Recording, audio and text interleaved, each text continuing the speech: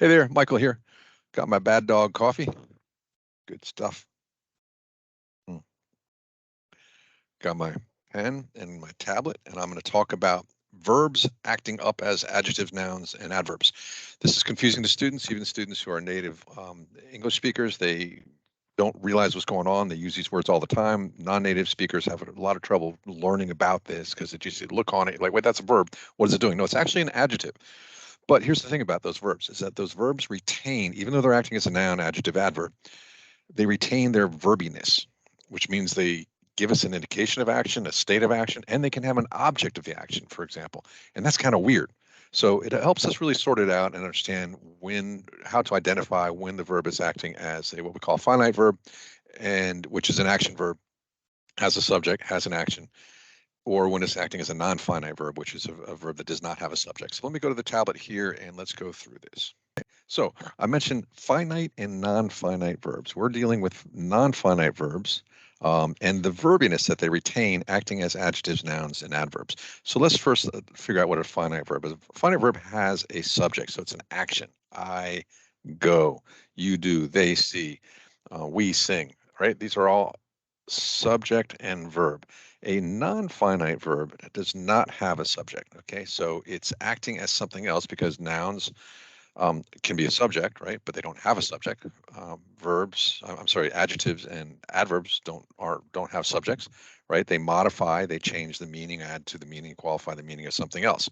So amongst finite verbs, we use them all the time, like I was saying. And here's how. So we say something like this is very common. I spent money on a new phone. All right, so that's subject verb. That's an action.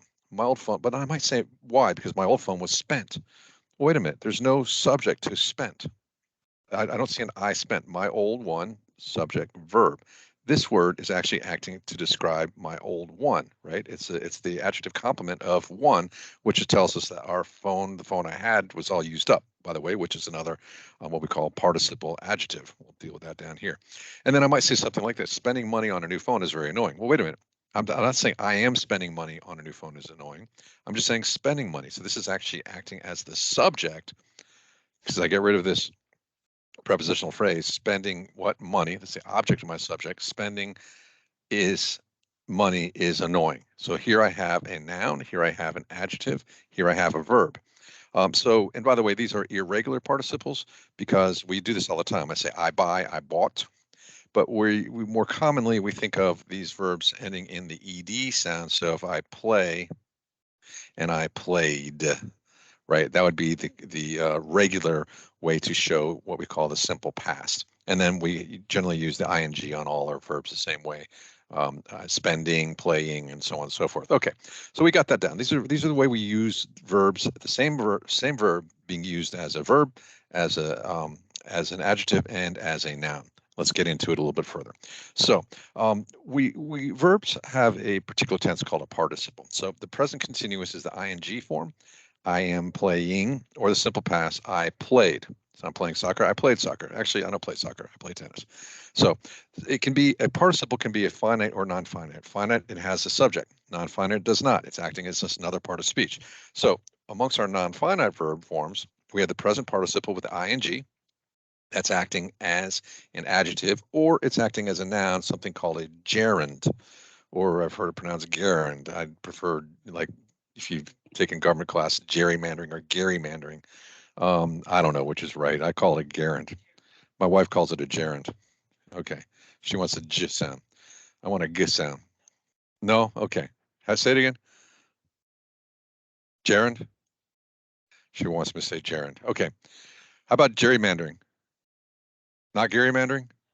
Gerrymandering. There we have it. Alrighty. A gerund. Alrighty. So we got that settled. Now, we also have different forms of participles, right? These are participles. When the participle is acting as a noun, we call it a gerund. And then we have our past participles, that ed form, or when we have that irregular past, simple past forms of a verb like spend, bought, spend, spent, buy, bought, swim, swam, so on and so forth. But usually we put the ed and I say I played tennis yesterday. All right. Now those are two forms with three different purposes, right? As an adjective and an adjective or a noun, given those two forms. And then we also have what we call an infinitive. Okay, this one gets a little bit tricky. It's when we put what was called a particle to in front of a verb. So to play, to run, for example. So in a language like Latin, they call it, by the way, an indefinite unrestricted. Well, the reason is because the verb, let's say correre, I think is to run, right? To run, okay? So the horse could run, so I can have an equus, could run, but I would change this stem here, correren, I don't even know what it is. I would change that stem to recognize that it's a single horse. If it was two horses, I would change the stem of equus and I would add another, I would change the ending of it. So in other words, this verb is finite because it's stuck with whatever is acting on it, the actor, the subject. But the infinite, non-finite section just stays to run. Now in English, we express it with what's called a particle to. So, to, by the way, can do a lot of things. Among them is acting to help build an infinitive verb.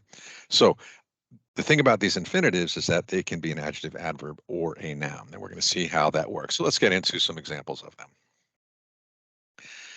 Our participles. Remember, participles are present continuous. I am playing, or playing, or present simple past, which is played. So here is the finite form. In other words, it has a subject. The verb has a subject. So the water is boiling, right? Water boiling, water boiled. This is present. This is past. Dad is cooking. Dad cooked, finishing, finished, and so on and so forth. Okay, that's pretty simple. So these are what we're used to. But when we see these words, the boiling water, dinner cooking, the smiling boy, the swimming dog, these are not acting. They don't have a subject. The boy, the smiling boy, is happy. It's the boy that's happy. Smiling is describing the boy. This is describing what the dog's doing. See, has its state of that little verbiness. It's like it's swimming, but it's not a direct action because this is a non-finite verb, not a finite verb. The boiling water is describing what kind of water. Now we get into the noun form here, the gerund. To please my wife, boiling makes water very hot. Cooking is fun. So notice how cooking is our subject. Fun is my verb, right? And fun is the subject complement. Finishing is the hardest. Smiling makes others happy. The dog got there fast by swimming. By is a preposition, and we need a noun as the object of the preposition. So this is a gerund. A noun is the object of the preposition by. It doesn't have a subject because it's not a finite verb. And then we get into the past participle adjective, the boiled, cooked, and finished. So we have the two forms of the ing non-finite verb, and then we have the ed, the simple past. Boiled water is very hot. It is describing the type of water that is hot. Well, boiled water is. So, and then we have our infinitives. Remember, infinitives is we put the word, the little particle to in front of a verb, and then we come up with an infinitive. Okay, it's not a finite verb. It's a non-finite verb, so it doesn't take a subject. I don't say you to play. I say you play. So it does not take a subject. Therefore, it's non-finite. So let's see what we got here. The soup to boil completes dinner. All right. The best way to cook. I have homework to finish. We say this all the time. It is good to boil water, to cool, to advance, to boil water, how to cook. We want to go home. Here, these non-finite forms of the non-finite infinitive. Infinitives are non-finite.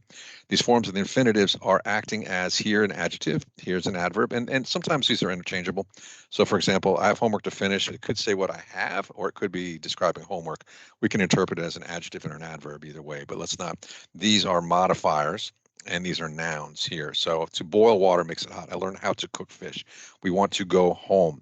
And I'm going to show you how these infinitives, even though they're not action verbs, they don't have a subject, they're not finite, they have an object. So they kind of have that verbiness. So let's first of all, before we get too far into that, let's test between, how do you tell if this is an adverb or adjective or a noun here?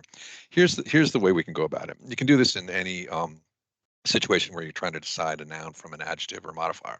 So what we're doing is we're going to test whether the participle or an infinitive is an adjective, adverb, noun by removing it from the sentence and see if the sentence is still grammatically correct. If the sentence is still grammatically correct after removing the participle or infinitive, then I have an adjective because adjectives are not essential sentence elements, right? I cannot have a sentence without a subject and a verb. That's a noun and a verb, right? But if I said, my shoes fit, right? Okay, my I can say shoes fit. That's a subject and a verb, right? My describes which shoes, right? Possessive pronoun. I could also say my red shoes fit, right? I add an adjective, a modifier there, or I could add an adverb. My red shoes fit nicely. Okay, and so all these things are not essential elements. This is the essential sentence. Shoes fit. I can't remove the noun shoes or remove the verb fit and still have a sentence. It goes away. So here, boiled water is hot. If I take away the participle boiled here, boiled, so I get rid of it, I can say water is hot. Well, that's a valid sentence, right? That means that boiled is telling us, well, what kind of water is hot? We're describing it, just adding more information to it. Therefore, boiled in the sense that ed, past participle, is an adjective. Okay, now I say, now let's get, that was easy because the ed form is always an adjective, so we can get a sense for that. Now the ing form, the gerund, right? The ing form of the participle. Here, let's take a peek at it. Boiling water takes 5 minutes. Remove the boiling, and what do we have? Water takes 5 minutes. Now that's nonsensical. That's an incoherent sentence. So we're seeing that water is an object of boiling. So boiling is a noun. So I can say boiling takes 5 minutes. That would work. Well, boiling what? Water takes 5 minutes. So that becomes a coherent sentence. And therefore, if I remove the noun, the gerund, then the sentence doesn't make sense. Therefore, I have a noun.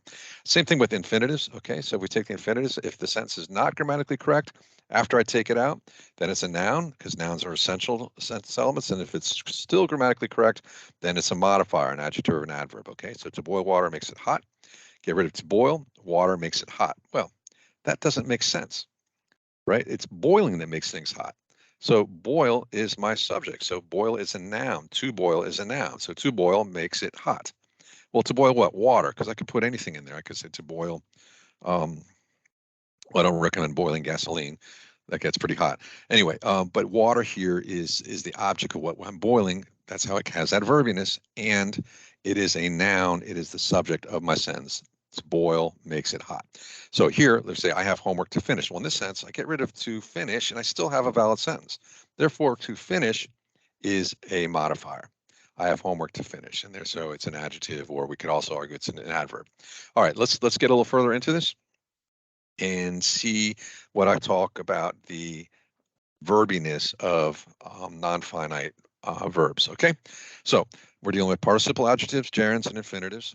They retain their verbiness in an action. So um, just like finite verbs, non-finite verbs can have adverbs, objects, and prepositional phrases attached to them, but they do not have subjects, otherwise they would become a finite verb. So let's just figure out what adverbs, objects, and prepositional phrases are before we get going too far on this, all right? So an adverb describes, not always, it can describe other things. It can describe even another adverb, an adjective, a noun, but adverbs we generally think of as describing a verb, okay? How much, where, when, etc. That's what this is all about. So I say she runs fast, so it describes. That's a simple adverb, right? Now, an object is the recipient of the action. So, I gave a book. So what did I give a book? Well, I can also have an indirect object, which is I gave the book to her. So this is the way objects operate. And remember, I said that infinitives and gerunds and participles, participle adjective modifiers can have objects. And then they can also be part of a prepositional phrase. So I say the keys are on the table by the door. On and by are prepositions that create a prepositional phrase by having an object of that preposition, table or the door. So on the table, by the door. So just a little background on what these things are, and let's see how it can operate with non-finite verbs. All right, so the verbiness of participle adjectives. Remember, that's the ing or ed form of a verb that is used not as a finite action verb, but as an adjective. So I could say, I prefer my food cooked, right? So running, I was still late. I get rid of cooked and I prefer my food. It just describes the food. Very simple use of the participle adjective. Now, I can add an adverb to it, right? I prefer my food cooked thoroughly. Well, wait a minute. I'm modifying not my preference, but the cooking of my food. So thoroughly means it's thoroughly cooked. That seems like an action, kind of really, but it's just modifying our non-finite verb, cooked, past participle adjective. We're modifying it with an adverb. And we can also have an object. So running home. Where am I running to home? Well, I'm not running. I'm just describing what I was doing when I was late. Here's my action. I was late. Running home is the object of my participle running. And we can also have it with the prepositional phrase, running to my house. Tells us where I was running. So we see how these, even though they are adjectives, they still have objects, just like a verb would, but it's not a finite verb, so it doesn't have a subject. Okay, now let's look at gerunds. So cooking takes practice. Cool. That's the subject, cooking, subject, verb, right? Very simple. Now we can add an object to it, right? Cooking food. So food is the object of cooking. So I don't need that in the sentence, but if I add it there, well, this specifies what cooking what food. So I get that sense of action, but it's actually my subject, and here's my verb takes. All right, and then we do the same thing, cooking food well. So I can describe, well, how well I cooked it, right? That takes practice. So I can add the adverb, add the object, and then I express a little bit more about that gerund, which is a non-finite verb that is acting as a noun, but still retains its verbiness. Same thing with infinitives. So here we have, as an object, I learned to build, right? And we add an adverb, I learned how to build. Well, I didn't learn, how isn't what I learned, because it doesn't tell me how I learned. It's what I learned is how to build. So how is modifying build here, right? And not learn. And now we can add an object to it. I learned how to build a computer. So I didn't learn a computer. I learned how to build a computer. See, this is a very common phrase or sentence here, rather, and it's actually grammatically complex.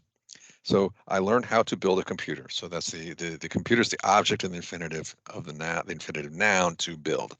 Okay, that's pretty much. I might show you on a sentence diagram the way a sentence like this works here. But before we do that, let's take a quick little quiz here. Okay, so quick quiz. What do we have? Is or not? So we have a plural noun. So I am, you are, he, she, it is, we are, they are. So exams is plural, so they are, this would be are, right? That's pretty easy. Now, but what do we add the participle, the present participle here, ing? Well, wait a minute. What happens now? If this is the object of my gerund taking, taking is not fun. Taking exams are not fun, but taking exams, this is expressing the action of taking the exam, becomes is. See how this works? Kind of cool. Okay, I'm going to show you a couple sentence diagrams so you can see this at work, and do that on the other computer. So I'll be right back off this screen. Okay, so let's take a peek at a couple of these sentences, and we'll work on this one with the infinitive. I learned to build. This is my finite verb learned. I is my subject to build. Okay, this is a complete sentence. This is a sentence diagrammer. It's an app on the Windows ecosystem. I recommend ecosystem probably. I recommend you get this to really figure out your language. It's sometimes useful, sometimes very useful, sometimes a little bit confusing. Here, it's pretty straightforward. To build, which is my particle, which is how we build up an infinitive. Here's my infinitive. See, it calls it an infinitive direct object. Notice how it calls it an infinitive direct object. Well, it's acting as, even though it's a noun, it's an infinitive direct object, which makes it a object, and verbs can't be objects, so it's a direct object noun, infinitive noun. I learned to build. So let's add into this. I learned to build what? I learned how to build. Okay, so let's see what happens to this one now. So look how the how is modifying to build, not I learned. So that's an adverb. So here we have my infinitive direct object build. Even though build is a verb, it's acting as an infinitive because it has the particle to, which makes the direct object noun to build. Now let's see, what did we learn to build? I learned to build a computer. So let's see what we got now. See, we have this I learn. This is my finite verb. It should give us, that doesn't give us here, but here's our subject, and here's our verb learn. It's an action verb. And now we have our object to build, how to build our adverb. And then what's this? This is the object of, not of I learned, it's the object, notice how it's attached to build. So let's just do real quick, let's do the same thing with one of our participles, and I'll take another one here. It said cooking food takes practice. Let's do that one. Cooking food takes practice. Okay, so let's see what's going on. So here, now this gives us a couple ways because it really doesn't understand it very well. But here, in this sense, it's calling this an adjective modifier. It's not. It's actually cooking food is the object of cooking here. So now we have my subject, cooking food. Now, why do they separate it? It's not on the same line because cooking food is a distinct phrase. It's the subject phrase, but it is the subject of the clause. It's a gerund. And food is the object of, is the direct object, not of the takes practice of cooking here. That's where the verbiness of the gerund cooking. And notice how practice is the object of takes. And let's do one more and look at perhaps one of our past participles. I can say running to my house, I was still late. Let's see what it does with this. Okay, it's going to give us a couple options here. So this puts I was running. So I don't like that. Let's go with here. Okay. So now, actually that is correct. Let's see. I was still late. What's the difference between these two? Oh yeah, this is the correct one here. Okay, because this is a linking verb, so it describes what I was. It's a subject complement adjective. Notice how here on the diagram where it puts it here as a adverb modifier. No, it's not. It's actually a subject complement adjective. Okay, now, but here's the key. Running is a verb, right? But it's acting as an adjective because it's describing this condition I was when I was running where? To my house, a prepositional phrase, okay? And then my is an adjective modifier, whose house? My house, okay? So this all here is expressing is describing who I or what I was while I was late. So it comes off our subject here. It doesn't have a subject running. It's actually describing the subject I and the linking verb was and the object of that or the subject complement adjective late. Okay, I hope this makes sense. I'd really like to clarify this a lot because a lot of questions on standardized tests, on student writing itself, especially in combining and compacting sentences. I see a lot of kids, I've got a 1,000-word essay and I need to cut out 21 words. Well, one of the ways to do that is to use our participles to compact our language. This is the cool thing about English, that we can do this. Not every language has this ability. So I hope this is helpful. Keep at it, and I'll see you later.